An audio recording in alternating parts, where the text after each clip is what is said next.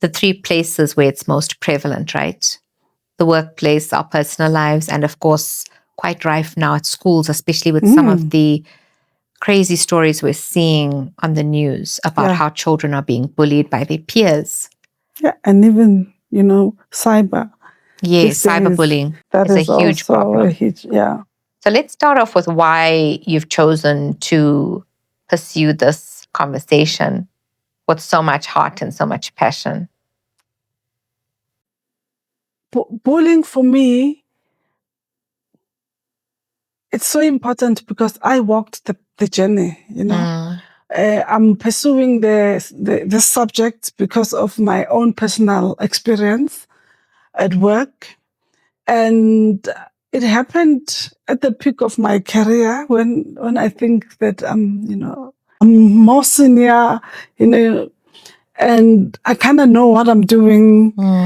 So it came as a shock as well. And I've been in very difficult workplaces, but I knew that this was different. So it's not, the work can be difficult. There can be conflict in the workplace. There can be so many things, but bullying is very different. It is. So when it happened to me, I think what bothered me in the beginning was I didn't get the feeling I got when I was in a very difficult job where, even my security was compromised, but it was more about the work. Here, it was feeling offish and awkward. And personal, right? Yeah, I didn't know what it means. In the beginning, can you believe I didn't know I was being bullied? But I just knew something is not right. Don't you think that when it's psychological bullying, that's not as obvious because I'm not grabbing you by your collar and shoving you, right? I'm manipulating you psychologically and emotionally. It's somehow in the beginning more confusing to the mind and less easy to identify in the beginning. In the beginning, yes. When somebody who's not wired that way, who's not wired to be manipulative and cunning and abusive, it's like, did that happen? It's like, why am I feeling this way? And I'm so confused about what just happened. And it gets more confusing when it's mixed with things like love bombing. In the workspace, it wouldn't necessarily be love bombing per se, but it would be interwoven with moments of extreme praise. Yes. Right? Yes. Because now I'm throwing you completely off balance emotionally and psychologically because I can't tell where you're coming from. I can't tell what I'm dealing with. I can't tell, are you good? Are you bad? Are you kind? Are you... And I don't know how to react, and I don't even know how to prepare for the interaction because it is always different. It depends on what I receive. So you feel like you're not even in control of your own responses. In my case, it was even not in control of my own time because I could be going to work and with this plan for the day or for the week and then on my way, the call comes in, and that call, when that phone rings and you think, oh my God, what have I done? Yeah, that kind of feeling. And then it throws you off balance completely, your time, your schedule, the things you wanted to achieve. Now, you mentioned you suffered with PTSD, right?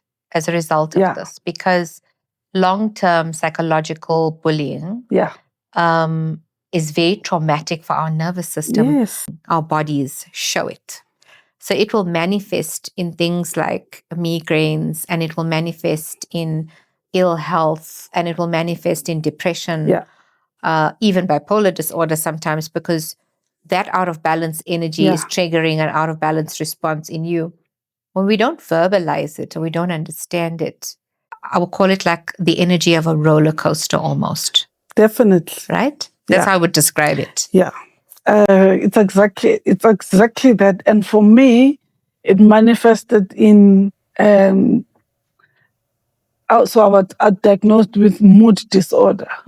So because of, I'm not in control of my time, of my work, of everything. My mood is constantly changing. And so I ended up, having mood disorder. Why I believe that happens, because I can so relate to feeling completely out of balance emotionally because of going through this roller coaster in somebody else. And very often we think we're coping because we put on this brave face and we get up and we might be high performers. And so we deliver, and we're in that coping state, but suppressing what should be a normal and real and human response to abnormal treatment, right?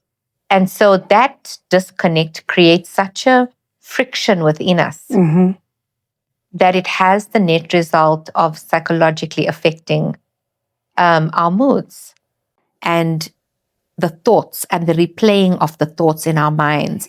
And it becomes this trigger of a vicious, toxic cycle. The victim of the abuser is very much unaware of the pattern. The victim can also become aggressive. Yes. And the reason for that mood swing, in my case certainly, was because of, I call it suppressed righteous anger.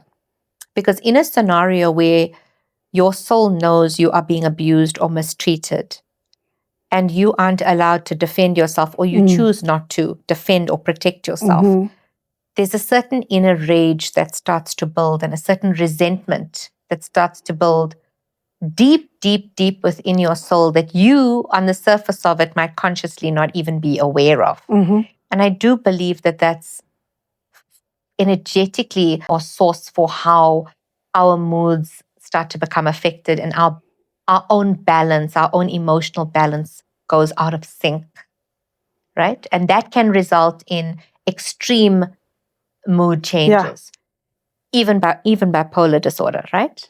So we don't like labels, we've agreed. And I don't believe that all of them are necessarily suited, because we are not those things.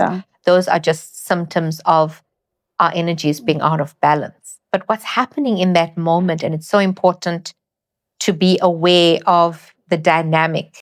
We are not stepping out of being a victim in that equation. And I think that if you're talking about true empowerment in a situation where you're being bullied, it boils down to learning, what does this bullying lesson need to teach me, right? As a soul.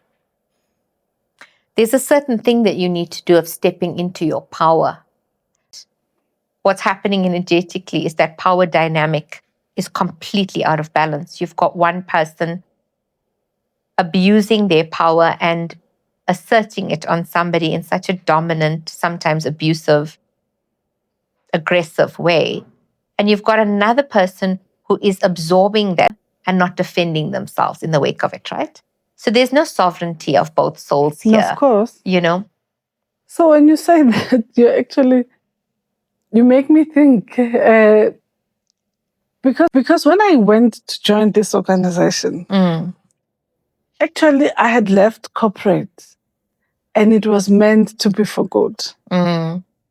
So I got into a business deal and, well, I just say things didn't go the way I thought they would. Yes. So then I quickly had to find a job and, and so it almost felt like there was something that had to push me out. But unfortunately, or fortunately, because I got into the first day I walked into this job, the bullying started. So for me, as you say this, it's almost like I was already out of balance by going back into the workplace. So something had to push me out. Exactly. And maybe it was also because once after that bullying experience, I thought this experience cannot be in vain. I am going to work. So I almost like found passion, to say, how do we help people, going through this? Because absolutely no one helped me. It's very disempowering. You feel alone. I asked for help, but there was no one who could help me. And so I thought, I am going to be an advocate, not so much for workplace bullying, but for toxic workplaces, to say, how do we detoxify, the workplace?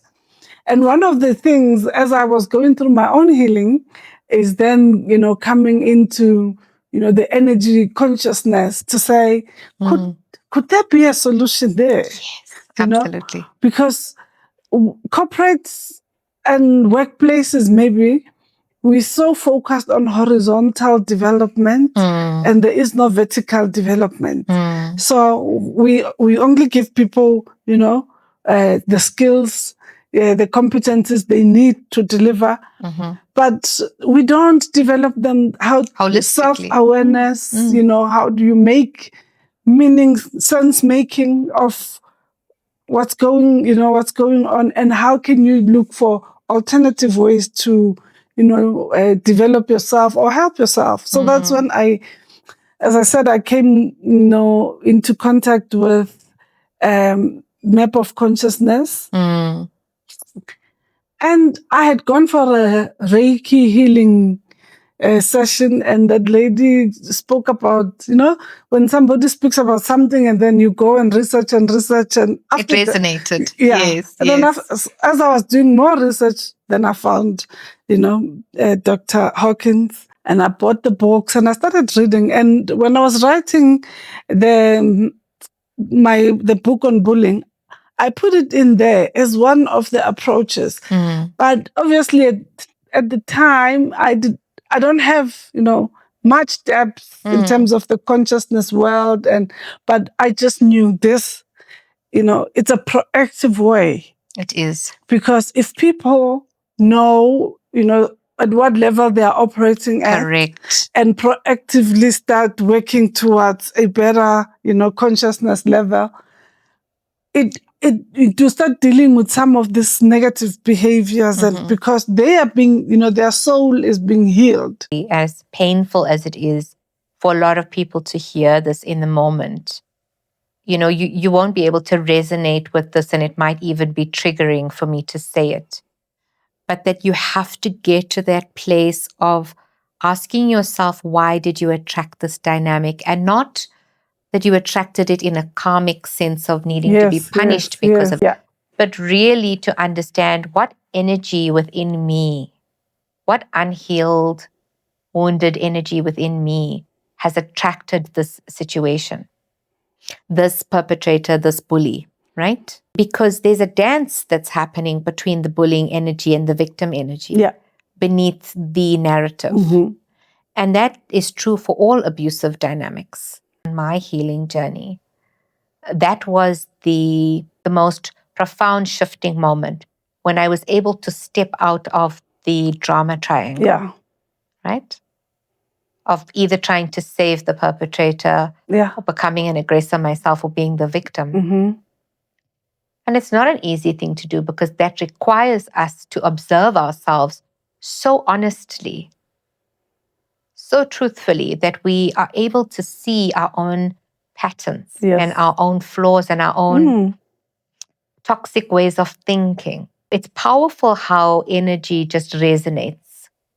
You will directly attract the experience or the vibration in someone else of something that requires either illumination or healing within you. And very often we don't know ourselves. We're on a journey of self-discovery. And that's when I, learned the different stages of life, womb life, what, all those, and what happened where. And so I started digging and until I found, and I don't know if I found, but I think I scratched the surface of something. And and I think everybody deserves to get that moment. And that's why I'm thinking beyond, punishing the bully, because I think we're so reactive and so punitive. We are. And it's not to say that the bully doesn't need to be held accountable in our society. The aggressor absolutely needs to be held accountable, because the bully and the victim are both holding trauma energy, right? But the one chooses to harm others in dealing with that trauma, while the other one chooses to continue being the victim. That's really the only choice that's happening. And it is possible for both people to heal if that soul so chooses to do so. But I think when it comes to tough situations of abuse and bullying, even what we want to teach our children and what we want to understand about the dynamic that's playing out is that often, even as children, that behavior is somehow adopted, right? Yeah. That energy is even transferred from your maternal or paternal lineage to you, or your grandfather energy. You never know. Yeah. The only way to transmute that energy is going to be to allow the external accountability to be dealt with by the powers that be. Of course. To initiate what needs to, unattached by its results, because you're not in control of that. Because very often, I think, I always used to think of myself as being, because I often vacillated between the savior and the victim. That was my dance, right? For the longest time. Yeah. I could psychologically, justify just about any stance I wanted to. So well justified was my argument, being a lawyer especially, that I could argue myself into believing anything. And that's the danger of trusting the mind. Yeah. Because you almost need to bypass the mind to connect with spirit.